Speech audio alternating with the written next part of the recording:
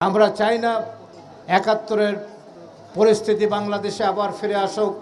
সেদিন যদি ৭১ সালে মহান শহীদ প্রেসিডেন্ট জিয়া রহমান যদি মহান স্বাধীনতার ঘোষণা না দিতেন, রণাঙ্গনে যদি যুদ্ধ না করে বাংলাদেশ না আনতেন, তাহলে ওনার সহধর্মিণীয় খালেদা জিয়া ক্যান্টনমেন্টে বন্দী ছিলেন, উনিও মুক্তি পেতেন না, আপনারাও ভারত থেকে বাংলাদেশে আসতে পারতেন না। অতএব ৭১কে সামনে রেখে মনে রেখে যারা ৭১ ভুলে যেতে চান, ভুলতে চান, যারা ৭১কে বাদ দিয়ে নতুন করে বাংলাদেশ চিন্তা করতে চান, যারা বাংলাদেশে উগ্র ধর্মীয় রাজনীতির সৃষ্টি করতে চান, উগ্র ধর্মীয় সরকার গঠন করতে চান, তাদের ব্যাপারে আপনাদের আজকে সজাগ থাকতে হবে।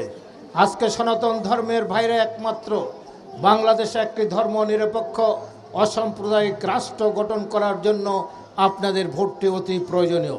আপনারা যেদিকে ভোট দেবেন সরকার সেদিকে গঠিত হবে।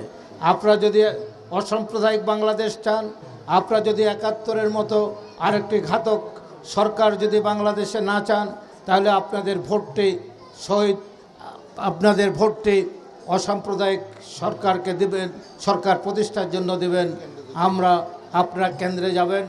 আমরা বলতে চাই, বাংলাদেশকে মহান মুক্তিযুদ্ধের আদর্শে আমরা যদি ধরে রাখতে চাই, আপনারা যারা হিন্দু সম্প্রদায়ের সনাতন ধর্মের, আপনাদের ভোটটি আগামী 12ই ফেব্রুয়ারি বাংলাদেশে কি প্রকারের সরকার গঠন হবে সেটা আপনারা নির্ণয় করবেন।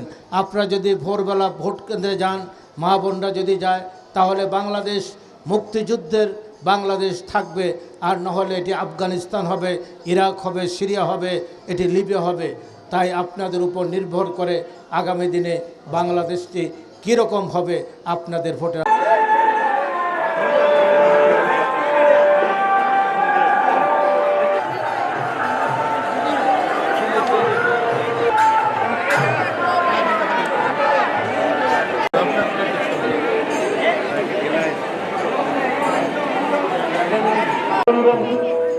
বেগমগঞ্জের কৃতি সন্তান, দেশ কল্যাণের জন্য আমাদের প্রিয় নেতা বিএনপির চেয়ারম্যান জনাব